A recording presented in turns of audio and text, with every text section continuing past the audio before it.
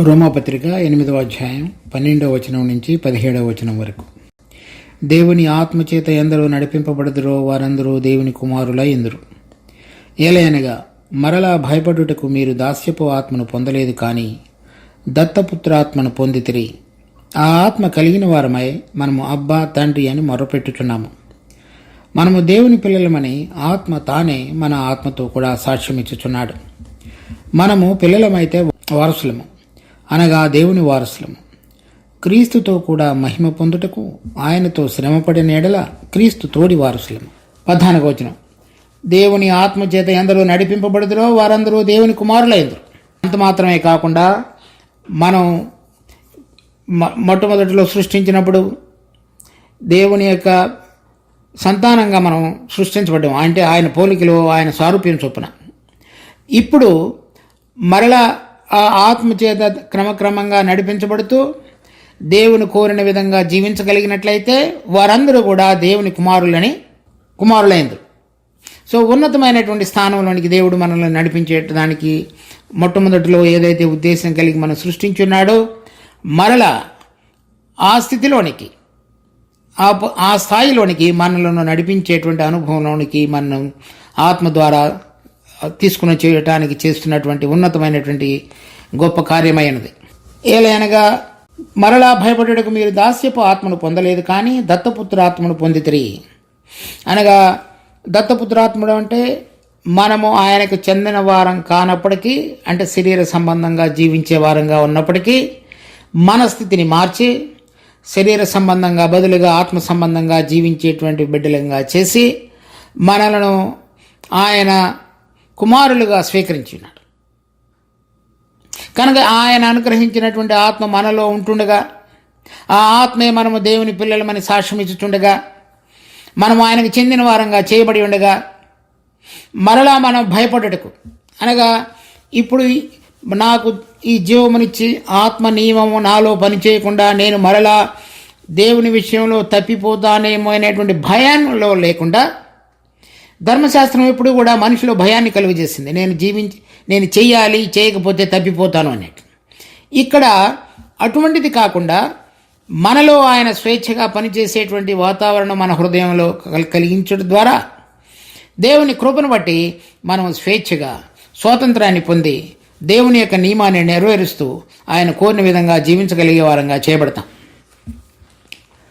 తర్వాత ఆ ఆత్మ కలిగిన వారమై మనము అబ్బా తండ్రి అని మొరపెట్టుచున్నాము. మనకు ఆయనకు కలిగినటువంటి సంబంధం దేవుడే ఆత్మ గనుక ఆ ఆత్మ మనలో ఉంటుండగా మనము ఇప్పుడు ఆయనను తండ్రి అని మొరపెట్టి మనము దినదినము ఆయన కృప ద్వారా చక్కగా ఆత్మానుసారంగా నడవగలగడానికి కావలసిన విధంగా జీవించటానికి కావలసిన కృపను కూడా కోరుకుంటూ తండ్రి యొక్క అభిష్టాన్ని మన జీవితాలలో నెరవేర్చుకుంటూ మనలను ఆయన సృష్టించిన ఉన్నతమైనటువంటి సంకల్పంలోనికి మార్చబడగలుగుటకు దేవుడు ఎదుట మనం ప్రార్థించగలిగేటువంటి వారి స్థితిలోనికి కూడా దేవుడు మనం తీసుకుని వచ్చినాడు. తర్వాత చూడండి 16. మనము దేవుని పిల్లలమని తానే మన ఆత్మతో కూడా సాక్ష్యం ఇచ్చుచున్నాడు. కనుక మనలో ఉన్నటువంటి ఆత్మ మనం ఏ విధంగా మనకు తెలుస్తుంది మనం దేవుని పిల్లలమని? ఆయన మనకు అనుగ్రహించినటువంటి ఆత్మ మన యొక్క ఆత్మతో కూడా సాక్ష్యం చెప్పుచుండగా మనము దేవుని సంబంధించిన వారము, ఆయన యొక్క బిడ్డలము. ఎందుకనగా మనలను ప్రేమించి మనకు విడుదల కలుగు చేయటం మాత్రమే కాకుండా మనకు అనుగ్రహించబడినటువంటి ఆత్మ మనలో ఉండటం ద్వారా మనము ఆయన యొక్క దత్తపుత్రాత్మను స్వీకరించిన వారమై ఆయనతో సంబంధంలోనికి తీసుకొని రాబడి ఉండగా మనలో ఉన్నటువంటి ఆత్మ మనము దేవునికి చెందిన వారమని ఆయన పిల్లలమని మనతోటి సాక్ష్యం చెబుతూ మన అంతరంగంలో మాట్లాడుతున్నాడు. మనం పిల్లలమైతే వారసులము అనగా దేవుని వారసులము. అనగా మనం గనక ఈ ఆత్మ ద్వారా ఆయనతో సంబంధంలోనికి తీసుకుని రాబడి దత్తపుత్రాత్మను పొంది మనలో ఉన్నటువంటి ఆత్మ మనము ఆయన పిల్లలమని మనకు సాక్ష్యం ఇచ్చుచుండగా అటువంటి స్థితిలో ఉన్నటువంటి వారందరూ కూడా ఆయనతోటి దేవుని వారసులు. అనగా ఏంటి? మనం ఆయన జీవాన్ని ఆయన ఆత్మను కలిగి ఉన్నాం కాబట్టి ఆయనకు చెందినటువంటి పిల్లలంగా చేయబడ్డాం. ఏదైతే మొట్టమొదటిలో మరి దేవుడు ఆదామును సృష్టించున్నాడో ఆ గొప్ప ఆధిక్యతను అంతటిని మనందరం కూడా కోల్పోయిన స్థితిలోని తీసుకుని రాబడ్డాము. ఇప్పుడు మరలా ఆ స్థితిని పునరుద్ధరించి ఆయనతో సంబంధంలోనికి, ఆయనను మనం తండ్రి అని పిలవగలిగినటువంటి ధన్యతలోనికి తీసుకుని రాబడి ఇప్పుడు ఆయన యొక్క సంకల్పములు, ఉద్దేశములు, తలంపులు వాటన్నిటినీ గ్రహించగలిగినటువంటి ఆయనతోటి సంబంధంలోని తీసుకుని రాబడ్డాం. పిల్లలనగా ఆయనతో కలిగినటువంటి సంబంధాన్ని గురించి మాట్లాడేదిగా ఉన్నది కనుక ఆయన యొక్క ఉన్నతమైనటువంటి ఉద్దేశాలన్నిటినీ కూడా మనం గ్రహించగలిగినటువంటి సంబంధంలోనికి పిల్లలంగా చేయబడ్డాం. ఆయన మనకు తండ్రి, ఆ ఇంటిలో మనం ఆయనకు సంబంధించిన పిల్లలం కనుక ఆయన యొక్క హోదా, దర్జా, తర్వాత ఆయన మన పక్షంగా కలిగిన ఉద్దేశాలు, ఆయన ప్రేమ, ఆయన సంకల్పాలు వీటన్నిటినీ గ్రహించగలిగినటువంటి వారుగా ఆయన పిల్లలైనారు. ఆయనలో ఉన్నటువంటి జీవం మనకు అనుగ్రహించున్నాడు కనుక మనం ఆయన పిల్లలం. ఆయన మనసును ఎరగగలిగిన విధంగా ఆయన ఆత్మను మనకు అనుగ్రహించి ఆయన మనకు కలిగినటువంటి ఉన్నతమైన వాటన్నిటిని గ్రహించగలిగిన విధంగా ఆయన ఆత్మ మన ఆత్మతో కూడా సాక్ష్యం చెప్పుతుండగా మనము వారసులమని మరింత దృఢమైనటువంటి విధంగా ఆత్మ మనలో మాట్లాడుతున్నాడు. అలాంటి వారు అనగా దేవుని వారసులము, క్రీస్తుతో కూడా మహిమ పొందుటకు ఆయనతో శ్రమ పడేడిన ఎడల క్రీస్తుతోడి వారసులము. ఇప్పుడు క్రీస్తు దేవునితో వారసులముగా మనము ఆయనను అంగీకరించడం ద్వారా, తర్వాత బాప్తిజంలో సాక్ష్యం ఇచ్చి పరిశుద్ధాత్మను పొందడం ద్వారా మనము ఆయన యొక్క సంకల్పాలు, ఉద్దేశాలు తెలుసుకోగలిగినటువంటి దగ్గర సంబంధంలోనికి తీసుకుని రాబడి దేవుని పిల్లలంగా, వారసులంగా చేయబడ్డాం. దాని తర్వాత ఉన్నటువంటి మెట్టు ఏంటంటే మనలో ఉన్నటువంటి శరీర సంబంధమైనటువంటి పాత పురుషుడు సిలువ వేయబడినటువంటి అనుభవంలో ప్రతిరోజు జీవించుతూ క్రీస్తు ఏ విధంగా అయితే ఈ లోకంలో ఉంటుండగా తండ్రి యొక్క సంకల్పాలను చక్కగా నెరవేర్చడానికి, దేవుని యొక్క చిత్తాన్ని నెరవేర్చడానికి, దేవునికి విరుద్ధంగాను భిన్నంగాను జీవిస్తున్నటువంటి ఈ లోకంలో ఆత్మ సంబంధమైన దేవుని యొక్క పరలోక సంబంధమైన జీవాన్ని చక్కగా ప్రస్ఫుటంగా ఆయన యొక్క జీవించిన జీవితం ద్వారా తెలియపరిచి ఆయన కుమారుడిగా ఈ లోకంలో మహిమతో జీవించున్నాడు. ఈ రక్షణ పొందిన మనందరం కూడా ఆయన యందు విశ్వాసించిన మనం ఆ జీవమునిచ్చేటువంటి ఆత్మ మనలో పనిచేస్తున్నటువంటి విధంగా ఈ శరీర విషయమై చనిపోయి లోకము నుంచి ప్రత్యేకపరచబడి దేవుని యొక్క మహిమ కొరకు జీవించగలిగేటువంటి ఉద్దేశంతో కనుక జీవించుతున్నట్లయితే దానిలో ఎటువంటి శ్రమను మనం పొందాలో, అంటే ఈ శరీరం విషయంలో చనిపోవడం మాత్రమే కాకుండా తరువాత లోకంలో అటువంటి జీవితం కొనసాగించడానికి మనం ఎదుర్కొనవలసినటువంటి ఎదిరింపులు కానీ, మన ప్రభువు అవమానాన్ని సహించాడు, సిగ్గును భరించాడు, దూషణలు పడి ఉన్నాడు.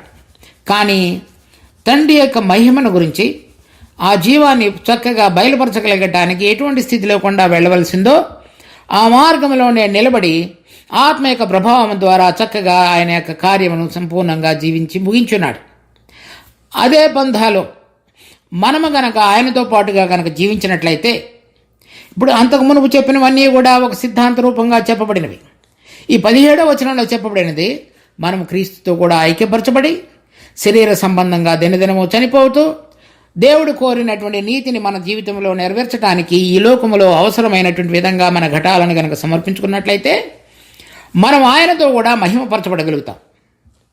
ఎప్పటి వరకు అయితే మనం ఈ శరీర విషయమై చనిపోయి పాతదాని కొరకు జీవించకుండా ఉంటామో తర్వాత క్రొత్తది, అంటే దేవుని యొక్క సంకల్పము, ఉద్దేశము, నీతి, ఆయన యొక్క ఉన్నతమైనటువంటి విధంగా పరలోక సంబంధమైన జీవితం కొరకు జీవించేటువంటి విధంగా మన యొక్క ఘటాలలో ఆయన మహిమను బయలుపరచగలిగే విధంగా మనం శ్రమను అనుభవించడానికి సిద్ధంగా ఉండమో ఆయనతో కూడా మహిమలో మనం పాలు పొందలేము.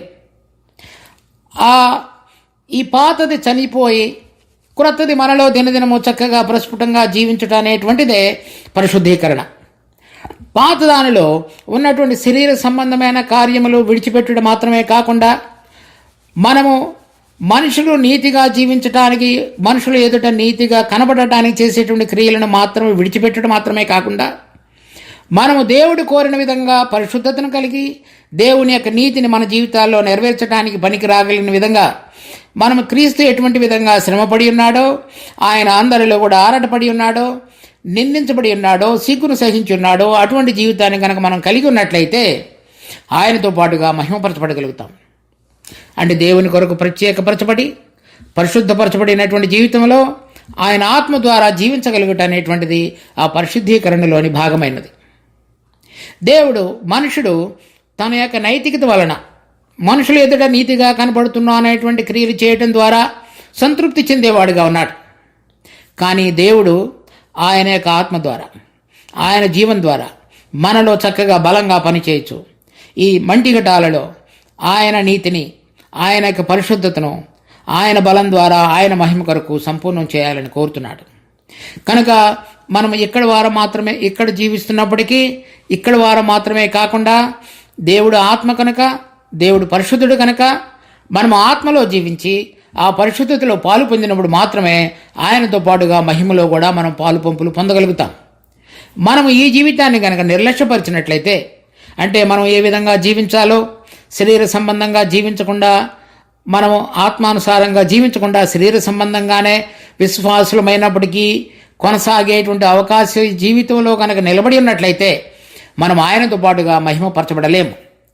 ఎవరైతే ఎటువంటి విధంగా దేవుడు ఆత్మ, ఆయన పరిశుద్ధుడు కనుక మనం ఆత్మ సంబంధమైన జీవితాన్ని జీవించి దేవుడు కోరినటువంటి పరిశుద్ధతలో ఆయన జీవం ద్వారా జరిగించేటువంటి నీతిని, పరిశుద్ధతను మన జీవితంలో కొనసాగించినప్పుడు మాత్రమే, ఆ విధంగా కొనసాగించడానికి ఆయనతో పాటుగా ఎటువంటి శ్రమలలో కూడా మనం పాలువారం కావాలో అప్పుడు అలా జీవించగలిగి ఆ దానిలో పాలువారమైనప్పుడు మాత్రమే ఆయనతో పాటుగా మహిమపరచబడగలిగినటువంటి అనుభవానికి రాగలుగుతాం.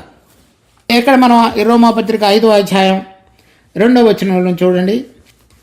మరియు ఆయన ద్వారా మనము విశ్వాసం వలన ఈ కృపయందు ప్రవేశం గలవారమై అందులో నిలిచియుండి దేవుని మహిమను గూర్చిన నిరీక్షణను బట్టి అతిశయపడుచున్నాము. మనం ప్రారంభించినప్పుడు ఈ రోమాపత్రిక 5వ అధ్యాయం 2వ వచనం నుంచి ప్రారంభించాం. కనుక మనం రక్షించబడిన తరువాత ఆ దేవుని యొక్క మహిమలో కూడా మనం ప్రవేశించుతామనేటువంటి నిరీక్షణను కలిగి అతిశయపడుతూ జీవించాం. దానికి మూలం మొట్టమొదటిగా దేవుని యొక్క జీవాన్ని పొంది ఉన్నాం. తర్వాత పునరుద్ధానంలో చనిపోవుట అనే పునరుద్ధానంలో, తర్వాత ఆత్మనే వరాన్ని పొంది ఆత్మచేత చక్కగా నడిపించబడుట. ఈ ప్రక్రియ ద్వారా మనము ఆయన యొక్క మహిమలో కూడా పాలు పంపులు పొందగలిగేటువంటి విధంగా దేవుడు మన కొరకై ద్వారాన్ని తెరిచున్నాడు. అవి కనుక మనం ఆ శ్రమలలో కూడా అతిశయించే వారంగా చేయబడ్డాం. ఎందుకనగా మనము ఈ ప్రాచీన స్వభావాన్ని విడిచిపెట్టగలుగుటకు, ఈ మంటిఘటాలలో దేవుని యొక్క నీతి చక్కగా నెరవేర్చబడగలగడానికి మన ప్రభువు జీవించిన విధంగా మనం కూడా జీవించడానికి అవసరమైనటువంటి ఆ జీవాన్ని, ఆత్మను పొంది ఆయనతో సంబంధం కలిగి ఆయన బలం ద్వారా శరీరం మీద జయం పొంది లోకములో దేవుని యొక్క నీతికి ప్రతిబింబంగా ఆయన యొక్క మహిమను బలపరుస్తూ, ఆయన యొక్క బలాన్ని తెలియపరుస్తూ మనం జీవించగలగటానికి మనము దానిలో కూడా అతిశయపడేవారంగా చేయబడ్డాం. కనుక ఒక మనిషి పడిపోయినటువంటి స్థితిలో నుంచి లేవనెత్తబడుట మాత్రమే కాకుండా ఆయనకు ప్రభు అయిన యేసుక్రీస్తు కలిగిన సమానమైన సంపూర్ణతలోనికి, సారూప్యములోనికి మనందరం కూడా మార్చబడి దేవునికి మహిమ కలిగించే విధంగా మన మంటిఘటాలలో ఆయన యొక్క కృపా మహదేశ్వర్యాన్ని నింపి మనల్ని ముందుకు సాగించడం ప్రక్రియ ఈ పరిశుద్ధీకరణలో దేవుడు మన కొరకై చేస్తున్నటువంటి కార్యమైనది. కనుక మనం శరీర సంబంధమైన వాటిని విడిచిపెట్టడం మాత్రమే కాకుండా దేవుడు కోరుతున్నటువంటి నీతిని, పరిశుద్ధతను కలిగి ఈ లోకంలో జీవించుట. ఇక్కడ మనం ఇంకొక విషయాన్ని కూడా చూడాలి. 5వ అధ్యాయం 2వ వచనంలో మనము విశ్వాసము వలన ఈ కృపయందు ప్రవేశము కలిగి, సో వీటన్నిటిలో కూడా ఆ విశ్వాసం అనేటువంటిది, అనగా నేను ప్రభు అయిన యేసుక్రీస్తునందు ఉన్నాను, ఆయనతో పాటుగా సిలువ వేయబడి ఉన్నాను, ఆయనతో పాటుగా తిరిగి లేచి ఉన్నాను, ఆయన విశ్వాసము ద్వారా ఆత్మను పొంది ఉన్నాను. అప్పుడు మాత్రమే మనము ఈ ప్రక్రియ అంతటిలో కూడా చక్కగా నిలబడగలుగుతాం. రెండవదిగా విశ్వాసం వలన ఈ కృపయందు ప్రవేశమగలిగిన వారిమై, అంటే మరలా మనిషి ఏ సారూప్యాన్నైతే, ఏ పోలికనైతే తను చేసిన పాపం ద్వారా కోల్పోయి ఉన్నాడో తిరిగి మరలా ఆయనతోటి మహిమపరచబడి ఆ పోలికలోనికి రాగలగటానికి చేసేటువంటి ఈ గొప్ప కార్యమంతటిని కూడా ఈ కృపలో ప్రవేశం కలిగిన వారమై అని చెప్తున్నాడు. అనగా మనుషుడు తనంతట తానుగా చేయలేనటువంటిది.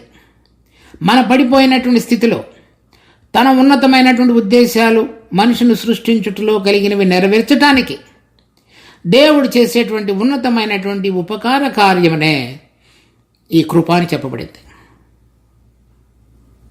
అదే మనం 6వ అధ్యాయం 14వ వచనంలో కూడా చూస్తాం. మీరు కృపకే గాని ధర్మశాస్త్రములకు లోనైన వారు కారు.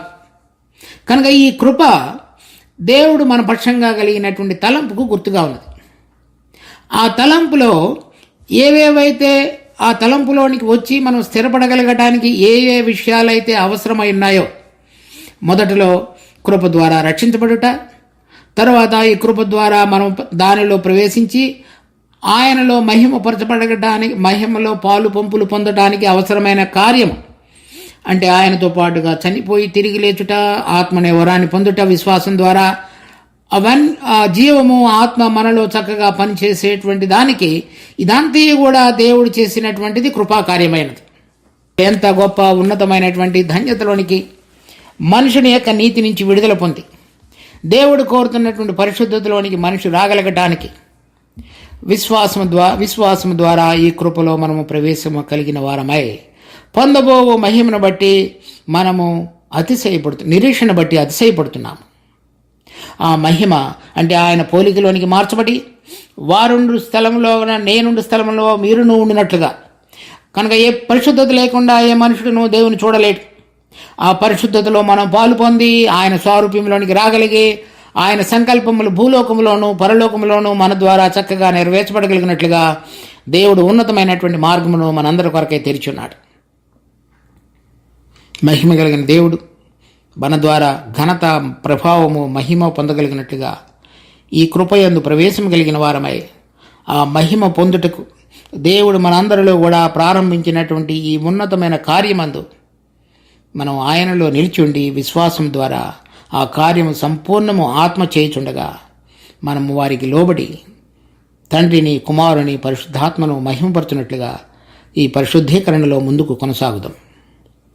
దేవుడు ఈ వాక్యమును మన కొరకే ఆశీర్వదించును గాక. ప్రార్థించుకుందాం. మా జీవం కలిగిన తండ్రి, మీకెంతో వందనాలు. మీ ఉన్నతమైన ఉద్దేశాలను బట్టి మీకు స్తుతి స్తోత్రాలు.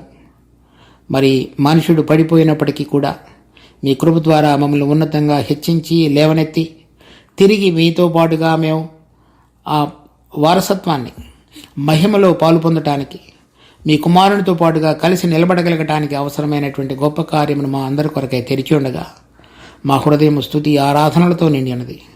కనుక దీని యందు ప్రవేశం కలిగిన వారమై నిలిచి ఉండి మేము చక్కగా ముందుకు కొనసాగుతూ మీరు ప్రారంభించిన ఈ కార్యమందు మేము ఆసక్తి కలిగి మీతో సహకరించి ఆత్మకు లోబడుతూ ప్రభా మిమ్మల్ని ఘనపరిచి మహింపరచుట మాకు నేర్పండి.